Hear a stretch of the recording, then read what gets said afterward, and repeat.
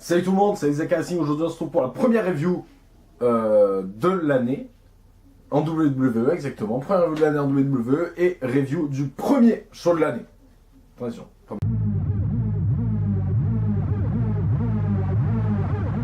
Les matchs, premier segment d'ailleurs, hein. Ce n'est pas un match. Premier donc segment, pas intéressant. Hein. Concrètement, le segment il est là pour annoncer un autre segment qui va venir sûrement peu intéressant, hein, le KO Show. Kevin Owens Show d'ailleurs, KO Show. Donc on a donc ce segment inintéressant avec Mick Foley, le fils de Sad Panda et joueur du grenier. Donc pour nous annoncer qu'on aura un... alors donc dans ce segment inintéressant, je rappelle, on nous annonce donc qu'on aura Kevin Owens contre Seth Rollins. Si Rollins gagne, ce qui sera le cas, on verra tout à l'heure. Owens sera banni des rings pour son match face à pour le Reigns Jericho qui était aussi annoncé, Reigns Jericho pour le titre US qui sera donc plus tard dans la soirée. Et on nous annonce en plus le Kevin Owens Show qui plaçait enfin en doute qu'il y aura Goldberg puisque son retour était annoncé. Malheureusement on n'a pas eu que Goldberg, mais ça aussi on y reviendra plus tard, donc voilà. Alors comme je vous l'ai dit pour les pay-per-view, donc je vais mettre des notes en fonction du nombre de segments. Et je vais faire pareil pour les shows hebdo, à condition que j'aille faire des reviews pour chaque show hebdo, ce qui va pas être facile, je vous le concède. Mais voilà, donc je vais essayer en tout cas. Surtout les héros, il va falloir supporter de les regarder en entier. Ce que j'ai fait là, c'était pas facile, je vous l'avoue. Donc voilà, donc je mets ma note. Donc là, on a eu un segment et forcément, il gagne pas le point. Peanuts 0. Donc on passe tout de suite au segment suivant et au premier match de la soirée.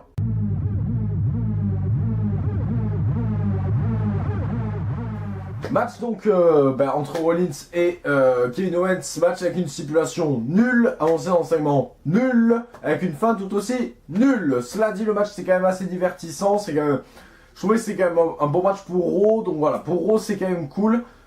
Sinon on n'a rien eu de grandiose dans ce match, c'était un bon match sans plus. Je crois que, je sais pas s'il s'est blessé, mais je pense qu'il y avait plutôt une crampe en plein match, le Rollins. Sinon voilà, c'est pas un grand match, c'est pas un mauvais match, sans plus que ça. Faudra voir ce que ça va donner en allant vers le Rumble, etc. Mais j'ai l'impression que Rollins il est de plus en plus mis de côté avec tout ça. Et c'est dommage qu'il soit face, puisque du coup il n'aura pas cherché le titre de Reigns, qui d'ailleurs le met en jeu à Raw dans des matchs. Voilà.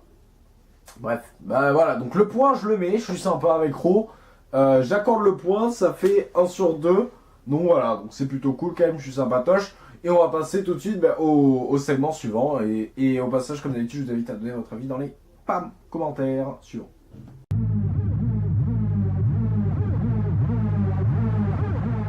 Cesaro contre Karl Anderson. Alors, ce match, donc, on est en train d'alimenter une rivalité pour les titres tag team, et ça c'est putain de cool parce que Cesaro et Sheamus contre le club, il y a peu de chances que ce soit pas bon. Je me mange le doigt en pleine vidéo quand même. Hein. C'est-à-dire, putain, ça doit être tellement malaisant, je vous comprends si vous avez quitté la vidéo, je comprends. Karl Anderson contre Cesaro, donc moi je trouvais que c'était un très bon match. Il était pas bien long, hein, mais il était quand même très bon. Je crois que c'est l'un des rares bons matchs de Karl Anderson à la VE, parce qu'il n'a pas fait beaucoup. Il y avait le match tag team à Money in the Bank qui était très bon. Non, pas à Money in the Bank d'ailleurs, Battleground, qui était très bon. Sinon, je n'ai pas un souvenir de grand match de Karl Anderson. Donc voilà, donc ce match il était plutôt bon. Le spot de fin est cool quand même. Le spot de fin est plutôt cool, on a une bonne prise, les deux ont vraiment une bonne alchimie dans le ring. Et j'ai hâte de voir le match tag team entre les deux. Surtout si ça peut crédibiliser le club, même si c'est pas gagné. Donc voilà, donc le point il est, je pense qu'il est accordé. Hein, je pense qu'on peut dire qu'il est accordé. Donc ça fait un 2 sur 3. Et on va tout de suite passer du coup au match suivant, le Zayn Braun Strowman.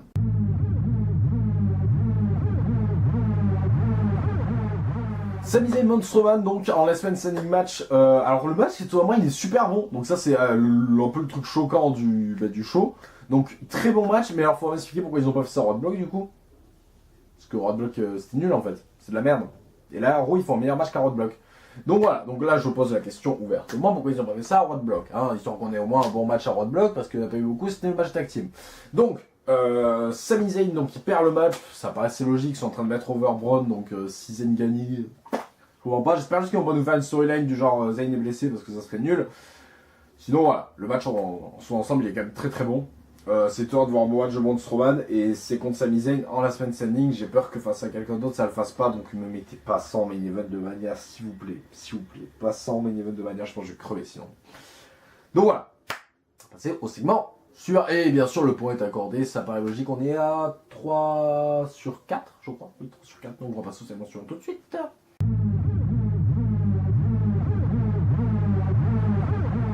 Ouh le segment du New Day Titi Sonny, alors là, on aura tout vu. Donc bon, vous vous doutez bien que je vais pas accorder un point à ça, faut pas déconner non plus. C'était nul. Alors, il y en a beaucoup qui s'attendaient à l'arrivée de Revival, quand il y a eu l'intro du New Day pendant que le New Day parlait. Beaucoup s'attendaient à Revival, moi je m'attendais plus à Soft, même si ça avait aucune logique. Après je pensais plus à Shining Star quand je me suis dit tiens, faudrait que ça ait une logique quand même. Mais du coup, on a eu Titus O'Neil seul en plus, hein. Titus O'Neil seul. Alors c'était ridicule. Alors ça a permis un peu de mettre en avant Woods, qui a toujours été le mec de côté dans le New Day, puisque à chaque fois qu'il était là c'était pour que le New Day perde, ou qu'il intervienne dans un match. À ce niveau-là, c'est plutôt cool. Par contre, au niveau du match, mais match ridicule, mais nul à chier quoi. Vraiment nul. Donc segment nul, match nul, segment inutile. Je sais pas ce qu'ils veulent faire du New Day, moi j'ai jamais aimé, là j'ai l'impression qu'ils tournent en rond, va falloir trouver un truc. Donc voilà. Je passe au segment suivant parce que donc, bien sûr le point n'est pas accordé, vous vous en doutez bien.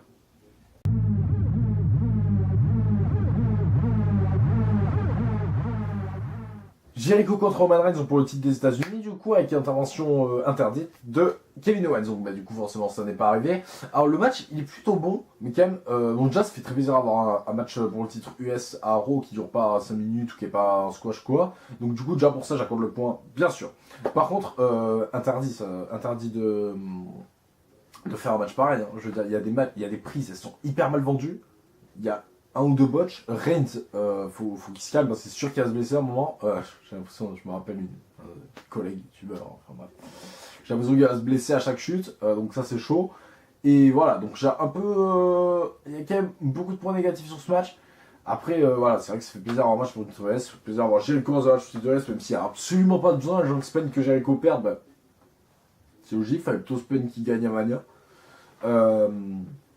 Voilà, après Reigns qui gagne encore, qui garde son titre pour rien, enfin, s'il peut le perdre en gros la semaine prochaine, ça m'arrange quand même. Enfin, ce serait quand même con que le mec perde son titre et soit encore légitime pour un match pour le titre universel. Hein. Ce serait à WWE, ouais, c'est vrai, c'est un peu ça. Donc j'accorde le point, comme je vous l'ai dit, on passe au segment suivant.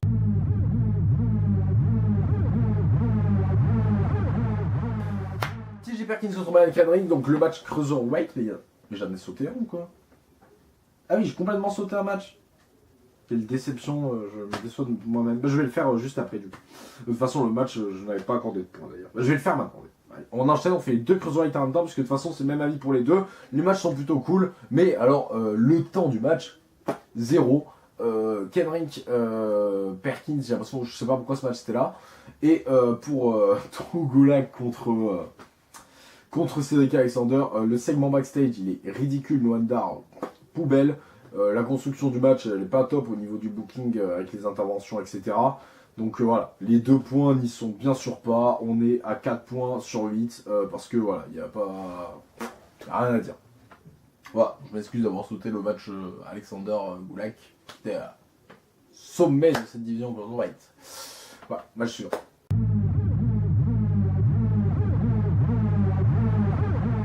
Match suivant, Big Cassoulet contre Rousseff et Jinder Mahal. J'ai dû regarder mes notes quand même parce que j'avais oublié ce match, ça m'a été nul. J'ai pas pensé 1000 ans là-dessus. C'était nul. Vraiment, il n'y a rien à dire de positif là-dessus. Rien à dire de constructif non plus puisqu'il s'est ramassé. Donc c'était nul. Voilà. J'accorde pas de points. Nul. Suivant.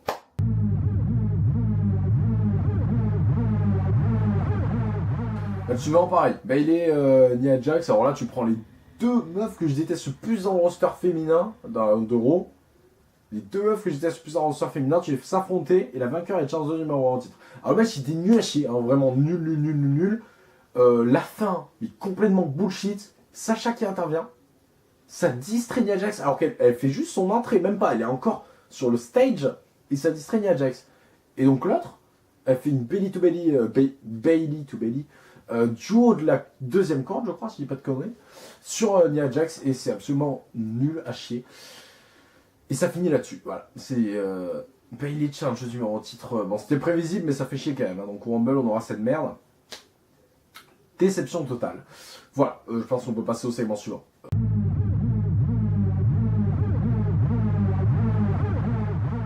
Dernier segment, donc le Kevin Owens Show, le fameux, avec donc, alors dans le segment, je vais essayer d'oublier personne, donc il y a le mec avec l'affiche le mec qui sert d'affiche, Jericho, Owens, logique, Reigns, Strowman, Goldberg et Paulina. Bon, bah là, clairement, on tease du Rumble, chacun sera dans le Rumble, c'est sûr, bah, sauf Reigns, forcément, enfin j'espère en tout cas, on ne crée plus que ça. Le mec, il va gagner une petite universelle, il sera champion US, il va gagner le Rumble. Ça, au moins, hein, il se détend un peu. Goldberg, alors, donc le segment, il est pas trop mal. Mais alors, une fois que Reigns arrive, et Strowman, dès qu'il a commencé à avoir tout le monde dans le ring, c'est dégueulasse. Honnêtement, moi, ça me tease quelque chose que j'aime pas. Ça veut dire que à Mania, on s'apprête à avoir Braun ou Goldberg ou Reigns en main event, voire les trois. J'espère qu'ils vont se décider à mettre SmackDown en main event, à moins que ce soit pour faire Cena contre Taker. Non merci, Taker qui revient à Raw alors qu'il a dit que SmackDown c'est sa maison. Apparemment ça a choqué personne aussi, mais ça on en parlera la semaine prochaine. Si on survive. Donc voilà, là-dessus, segment que j'ai pas du tout apprécié, le double spear. Voilà. J'ai eu mal au catch avec ce segment, je vous l'avoue. Donc voilà, je vais rien dire de plus. Review de Raw, je sais pas à quoi vous attendez comme vidéo, si vous attendez un long métrage, mais c'est pas le cas. Donc voilà, je termine là-dessus. Le point n'est bien sûr pas accordé. On termine sur une note que j'ai oubliée. Je crois qu'on est à 6 sur 11, si je me trompe pas. On est à 4 sur 11.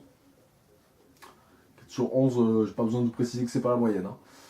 4 sur 11, c'est vraiment ridicule. Voilà, c'est tout. Je pense qu'on peut s'arrêter là-dessus. Demain, à SmackDown, il y a la signature de contrat entre Styles et Cena. Je sais plus ce qu'il y a d'autre. Mais voilà, faudra suivre pour savoir qui est la lucha noire. Hey, hey. Bon, pas que des bons trucs à SmackDown finalement. Donc, ce sera pour review SmackDown. J'espère que je vais arriver à vous faire ça demain. Review SmackDown. Review 205 Live. Après, il y aura la review de NXT qui arrivera encore plus tard. Et je vais aussi vous faire une preview Rumble comme je faisais d'habitude. Vous savez, des previews à l'avance. Preview Rumble. Et une vidéo... un nouveau concept qui va arriver sur la chaîne, voilà, où je pense que les gens ont crié au plagiat. Pourtant, je pense pas que ça en soit, sinon je suis pas au courant, mais bon, voilà. Bref, je vous dis à bien tard, et on se retrouve, bien tard, enfin demain, quoi, normalement, si tout se passe bien. Si jamais j'ai pas le temps de regarder SmackDown 205 Live et de faire la review, je vous posterai la preview du Rumble. Et voilà. Bah, c'est tout, hein, je vous dis à bien tard. Bisous.